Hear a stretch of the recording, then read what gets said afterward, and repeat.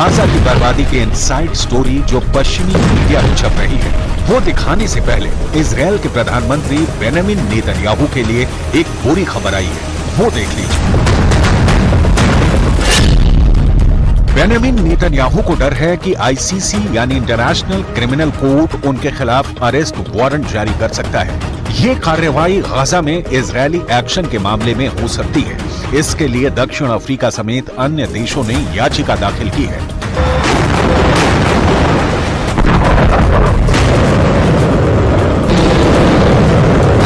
इसके पहले आईसीसी ने रूस के राष्ट्रपति व्लादिमीर पुतिन के खिलाफ अरेस्ट वारंट जारी किया था। पुतिन पर आरोप है कि वो यूक्रेनी बच्चों को अवैध तरीके से रूस लेकर आए। आईसीसी के इस कदम की तुलना टॉयलेट पेपर से करते हुए रूसी अधिकारियों ने इसे बेकार बता दिया था और पुतिन ने यूक्रेन पर हमला बंद करने की जगह और बढ़ा दी।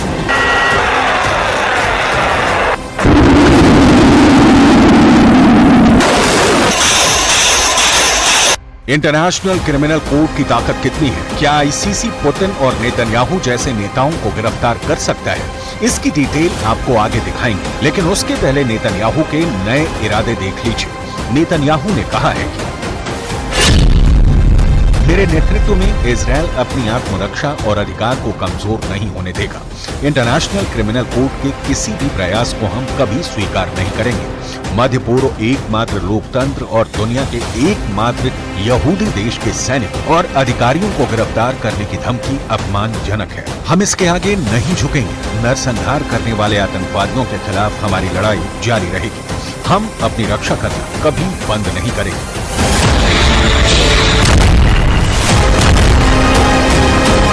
मैसेज लाउड एंड क्लियर है। इजरायल हमास के अंतिम आतंकवादी के खात्मे तक युद्ध बंद नहीं करने वाला है। आईसीसी के चेतावनी का असर उल्टा हुआ है।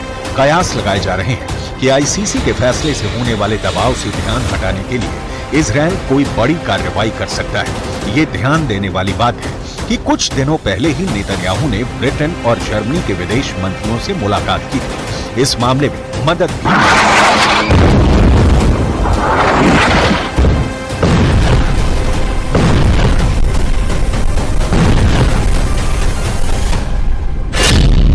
प्रधानमंत्री बेंजामिन नेतन्याहू ने मोसाद हेडक्वार्टर और दूसरी सुरक्षा एजेंसियों का दौरा भी किया है। मोसाद के अधिकारियों से कहा है कि हमारे अस्तित्व पर संकट है, इसलिए मतभेदों को भुलाना होगा।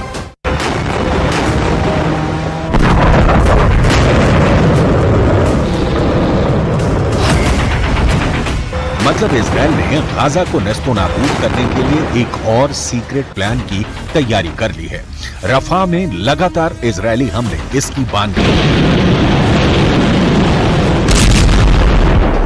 इजरायली प्रधानमंत्री बेंजामिन नेतन्याहू पर इंटरनेशनल क्रिमिनल कोर्ट का कोई असर नहीं है। लिहाजा ये समझना बहुत जरूरी है कि क्या आईसीसी के पास ऐसी कोई ताकत नहीं है कि वो इजरायल के खिलाफ कार्रवाई कर सके।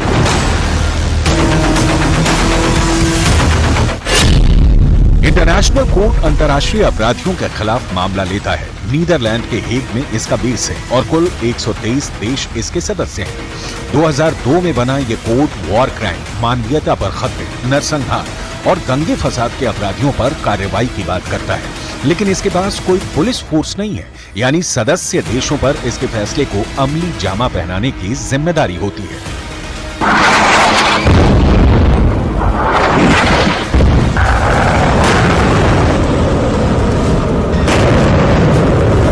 आईसीसी ने प्रक्रिया तो शुरू कर दी है, लेकिन यह लगभग असंभव है कि इंटरनेशनल कोर्ट नेतन्याहू पर हाथ डाल सके। अपने लगभग 24 साल के इतिहास में ऐसा कोई भी मामला नहीं जिसमें इसने किसी देश के नेता या ताकतवर शख्स के खिलाफ कार्रवाई की हो। तो आईसीसी भले ही फैसला सुनाए, उसे जमीन पर उतारना मुश्किल दिख रहा है। नेतन्याहू इस बीच फुल एक्शन में है और गाजा के खिलाफ जिस तरह की कार्रवाई कर रहे हैं उसका नतीजा दिखाती एक रिपोर्ट सामने आई है। इजरायल के गाजा में जारी हमलों से किस तरह का नुकसान हुआ है, इस पर संयुक्त राष्ट्र के एक शीर्ष खनन अधिकारी ने बड़ा दावा किया है।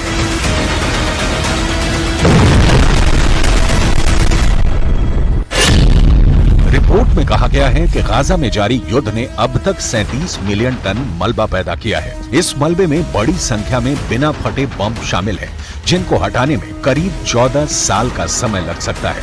गाजा में प्रति वर्ग मीटर जमीन पर औसतन 300 किलो मलबा है। द गार्डियन की रिपोर्ट के मुताबिक गाजा में इस वक्त मलबे की जो स्थिति है उसे 100 ट्रकों के साथ हटाने का काम किया जाएगा तो इसमें 14 साल लग सकता है।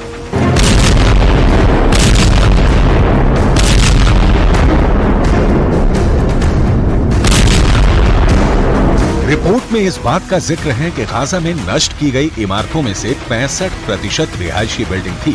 तबाही की ऐसी शक्ल सूरत डराने वाली है। ये हाल तब है जब इजराइल गाजा पर नए हमले की तैयारी में जुटा है। मतलब 7 अक्टूबर को जब युद्ध की शुरुआत हुई थी तब से लेकर अब तक यानी 7 महीनों में जितना बारूद बरसाया गया है उससे पैदा हुए मलबे को हटाने में ही 14 वर्ष लग जाएंगे, जबकि अभी युद्ध जारी है और इसकी समाप्ति की अभी कोई तारीख तय नहीं है।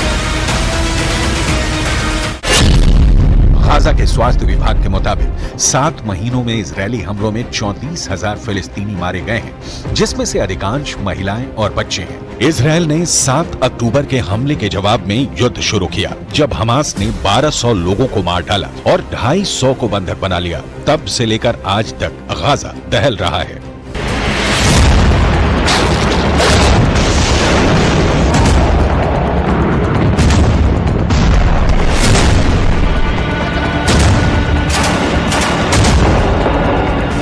लेटेस्ट रिपोर्ट बताती है कि रफा को इजरायल मिट्टी में मिलाकर ही दम लेगा। इजरायल ने गाजा पट्टी के दक्षिण में रफा शहर पर योजनाबद्ध हमलों को रोकने के लिए हमास से कम 33 बंधकों को रिहा करने की मांग की है। हमास इससे खौफ में है और इजरायल अपने बंधकों की रिहाई के लिए बेचैन है।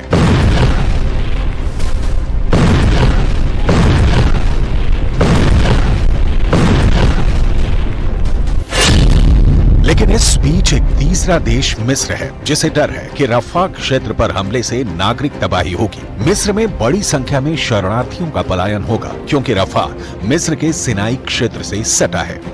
मिस्र के राष्ट्रपति काहिरा में अमेरिकी विदेश मंत्री एंटनी ब्लिंकन को रफा को लेकर चिंता जताई थी, लेकिन ये दिखता नहीं है कि इजरायल किसी दबाव में झुकने वाला है। मिस्र इस कोशिश में है कि हमास पर दबाव बनाया जाए, लेकिन हमास इसके लिए 2 नेशन थ्योरी की स्वीकृति का राग अलाप रहा है, जो इजरायल को कतई कबूल नहीं होने वाला।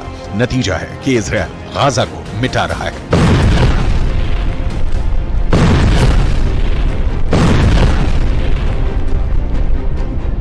एक नया वीडियो सामने आया है। ये वीडियो बेहद डरावना है। ये वीडियो IDF यानी इजरायली डिफेंस फोर्स ने जारी किया है, जिसे लेकर कहा गया है कि इजरायली सेना पर हमले के लिए घात लगाकर बैठे दर्जनों हमास आतंकियों को ट्रेस करके IDF ने उन पर भयानक एयर स्ट्राइक कर दी है। हमला इतना जबरदस्त था कि सभी आतंकियों के परखच्चे उड़ गए। इजरायल को मानवीय संकट का वास्ता देकर हमास के खिलाफ एक्शन को रोकने के लिए अमेरिका समेत दुनिया के कई देश और संस्थाएं अपील कर चुके हैं, लेकिन प्रधानमंत्री बेंजामिन नेतन्याहू पर इसका कोई असर नहीं हो रहा है। इसका कारण है हमास का वो जलजला, जिसने इजरायल के अस्तित्व के सामने ही संकट पैदा कर दिया है। हमास के कारण ही ईरान ने अटैक किया, हमास के कारण ही लेबनान से हिजबुल्लाह का, यमन से हूथी लड़ाकों का इजरायल पर हमला हो रहा है। लिहाजा अपील दलील चाहे बेंजामिन से इंटरनेशनल संस्थाएं जितनी करें, उसका कोई प्रभाव कम से कम फिलहाल तो नहीं होने वाला दिख रहा है।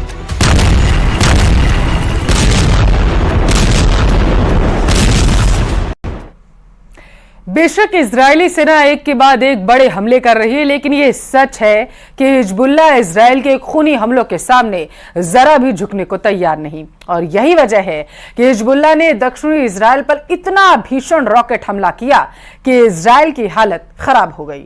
पूरे इजरायल में सायरन बज रहे हैं।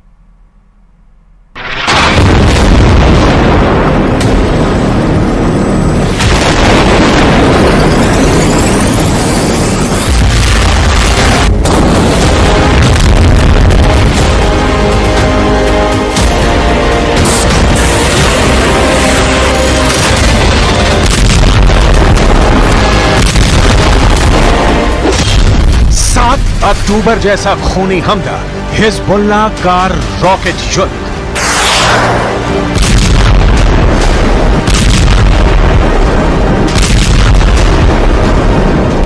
पिछले 2 हफ्ते से इजरायली सेना लेबनान से लेकर सीरिया तक हिजबुल्लाह के ठिकानों पर बेहद खूनी और खौफनाक हमले कर रही है। महज 72 घंटे के अंदर इजरायल ने हिजबुल्लाह के 40 ठिकानों पर हमला करके आधे से ज्यादा टॉप कमांडर मार डाले हैं। लेकिन अब हमले से बौखलाए हिजबुल्लाह चीफ हसन नसरल्लाह ने इजरायल में घुसकर ऐसे हमले करवाए हैं कि इजरायल हिजबुल्लाह के हमलों से कांप गया है।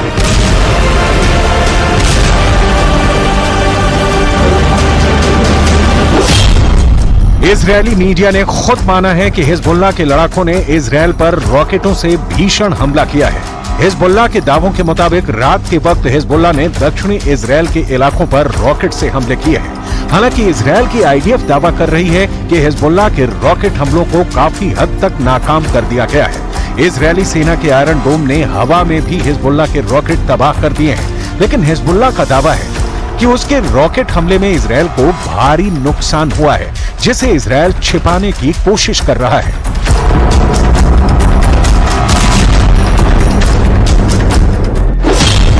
खौफ में इजरायल 40 हमलों का बदला। अब आप ये भी जान लीजिए कि हिजबुल्लाह के खौफनाक हमलों से इजरायल क्यों घबराया हुआ है। हाल में इजरायल ने डंके की चोट पर कहा था कि उसने हिजबुल्लाह का सफाया कर दिया है। इजरायली सेना लेबनान में हिजबुल्लाह लड़ाकों पर कहर बनकर टूट पड़ी है। इजरायल के रक्षा मंत्री योव गैलेंट ने दावा किया है कि ईरान के हमलों में मदद करने वाले हिजबुल्लाह के आधे से ज्यादा कमांडर इजरायली सेना अब तक मार चुकी है। इजरायल के रक्षा मंत्री योव गैलेंट के मुताबिक इजरायल की आईडीएफ ने दक्षिणी लेबनान में हिजबुल्लाह के कमांड सेंटर को निशाना बनाया है। कुछ दावों के मुताबिक कमांड सेंटर में हिजबुल्लाह के टॉप कमांडर मौजूद थे, जिन पर इजरायल ने पहले मिसाइलों से हमले किए और फिर फाइटर जेट से हिजबुल्लाह के ठिकानों पर हमले किए हैं। इजरायल का दावा है कि इजरायल के इस हमले में आधे से ज्यादा हिजबुल्लाह के टॉप कमांडर मारे जा चुके हैं। ये वो कमांडर थे जो लगातार ईरान की मदद इजरायल पर हमला करने में कर रहे थे। दक्षिणी लेबनान में इजरायल के इस बेहद खूनी हमले से ईरान, हूथी और हमास बुरी तरह बौखला गए हैं। התוצאות המבצעיות הן מרשימות מאוד. מחצית ממפקדי חיזבאללה בדרום לבנון חוסל. אלה האנשים שהיו אחראים על הפעולה ההתקפית, על הרצון לפגוע באזרחי מדינת ישראל. אנחנו גרמנו לכך שאו שהם מתים, अब सवाल उठता है कि अगर इजरायल के दावे के मुताबिक भीषण हमले में हिजबुल्लाह को भारी नुकसान हुआ है, तो उसका असर हमास और ईरान पर क्या पड़ेगा? अगर देखा जाए तो इस वक्त इजरायल की सेना ने एक बार फिर से हमास की सफाई के लिए बहुत बड़ा ऑपरेशन चला रखा है।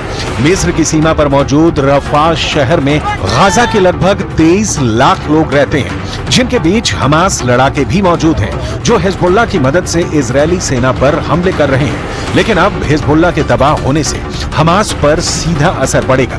हम आपको ये भी बता देते हैं कि इजरायल हिजबुल्लाह की सफाई पर क्या दावा कर रहा है।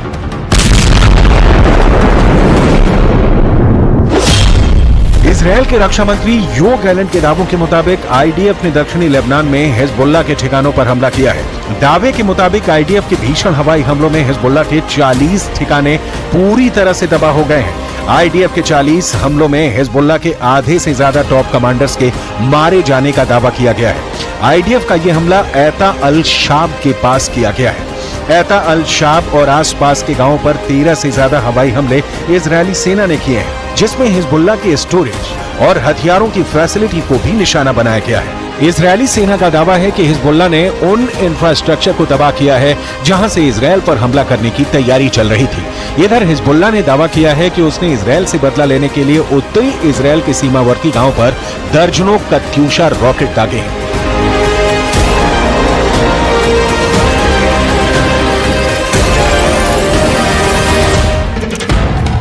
बेशक ईरान समर्थित हिजबुल्लाह को तगड़ी चोट इजरायल ने पहुंचाई हो, लेकिन हिजबुल्लाह को खत्म करना इतना भी आसान नहीं है।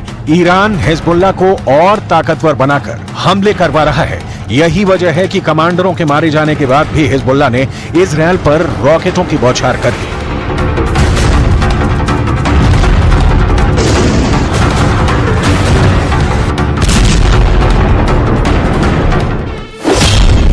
हिजबुल्लाह ने दक्षिणी इजरायल पर रॉकेटों की बौछार करके इजरायल से बदला लिया है।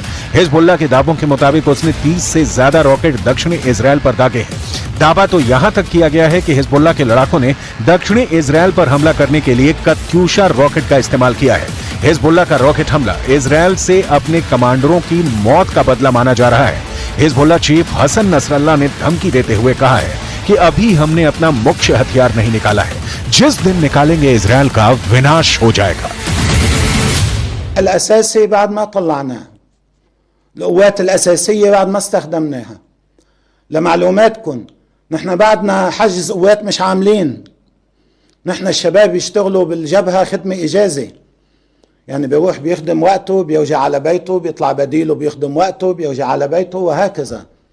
ومع ذلك عاملين الإنجازات المعمولة بالشمال اللي سألوا الإسرائيليين عنها. हिजबुल्लाह की ताजी खूनी धमकी को इजरायली सेना जरा भी हल्के में नहीं ले रही है। 7 अक्टूबर से इजरायल और हमास के बीच युद्ध शुरू हुआ है। लेबनान से हिजबुल्लाह की तरफ से लगातार हमले इजरायल पर हो रहे हैं। ये हमले उस वक्त बेहद तेज हो गए जब ईरान ने 13 अप्रैल को 350 से ज्यादा ड्रोन और मिसाइलों से इजरायल पर हमला किया था। ईरान ने 60 टन से ज्यादा बारूद का इस्तेमाल इजरायल पर हमला करने में किया था। हालांकि इजरायल ईरान के खूनी हमले से तो बच गया, लेकिन हिजबुल्लाह ने इजरायल पर हमले तेज कर दिए। इधर इजरायली पलटवार में लेबनान में अब तक 380 लोगों की मौत हो चुकी है। इसमें ज्यादातर हिजबुल्लाह के लड़ाके हैं। अब इजरायल के साथ दिक्कत यह है कि वो 3 फ्रंट वॉर के बीच घिर गया है। एक तरफ हमास है, दूसरी तरफ हिजबुल्लाह और तीसरी तरफ हूथी है जो इजरायल पर समंदर के जरिए हमले कर रहा है। अमेरिका इजरायल पर हूथी का हमला। जिस वक्त इजरायली सेना गाजा और रफा में चुन चुन कर हमास के लड़ाकों को मार रही थी, उस वक्त हिजबुल्लाह उत्तरी इजरायल पर लेबनान की तरफ से भीषण हमले कर रहा था। जिस वक्त इजरायल हिजबुल्लाह के 40 ठिकानों पर हमला करके उसके आधे से ज्यादा टॉप कमांडर्स को मार रहा था, ठीक उसी वक्त लाल सागर में यमन के हूथी विद्रोही नौसेना मिसाइलों से अमेरिका और इजरायल के लड़ाकू युद्धपोत पर भीषण हमला कर रहे थे। मिडल ईस्ट और पश्चिम एशिया में इस वक्त इजरायल अमेरिका की शह पर कोहराम मचाए हुए है। लेकिन ये भी सच है कि ना तो हमास, ना हिजबुल्लाह और ना ही हूथी के लड़ाके हमला करने से चूक रहे हैं। और इसके पीछे की सबसे बड़ी वजह है ईरान, जो इजरायल के वजूद को खत्म करने पर आमादा है। अब आप ये देखिए कि भारी हथियारों से लैस अमेरिका और इजरायल के जंगी जहाजों पर हूथी ने कैसे हमला किया है। ईरान समर्थित हूथी विद्रोहियों ने फिलिस्तीन और हिजबुल्लाह पर हुए हमलों का बदला लाल सागर में लिया है। हूथी के दावे के मुताबिक हूथी ने मिसाइलों से अमेरिका और इजरायल के जंगी जहाजों पर हमला किया है। जानकारों के मुताबिक 2 हफ्ते बाद हूथी का ये पहला बड़ा हमला अमेरिका और इजरायल के खिलाफ बताया जा रहा है। हूथी के मिसाइल हमले में अमेरिका और इजरायल के जंगी जहाजों को नुकसान की खबर है। दावा तो यहां तक किया जा रहा है कि हूथी के मिसाइल हमलों को रोकने में अमेरिका और इजरायल की नौसेना नाकाम साबित हुई है। हूथी के इस हमले ने साबित कर दिया है कि ईरान समर्थित हूथी मिडिल ईस्ट और पश्चिम एशिया में इजरायल और पश्चिमी देशों के लिए बड़ा खतरा बन चुका है।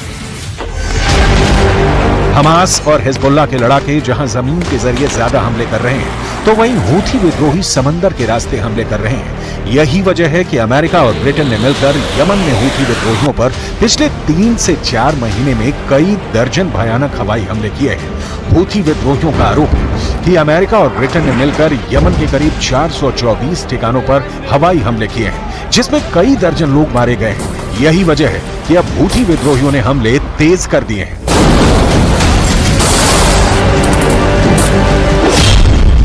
ईरान समर्थित हूथी विद्रोहियों के प्रवक्ता याया सारिया ने दावा करते हुए कहा कि लाल सागर में अमेरिका के 2 जहाजों पर हमला किया गया है, जिसमें से एक जहाज अमेरिकी विध्वंसक है, जबकि इजरायल का एक क्रूज जहाज हूथी हमले का शिकार हुआ है।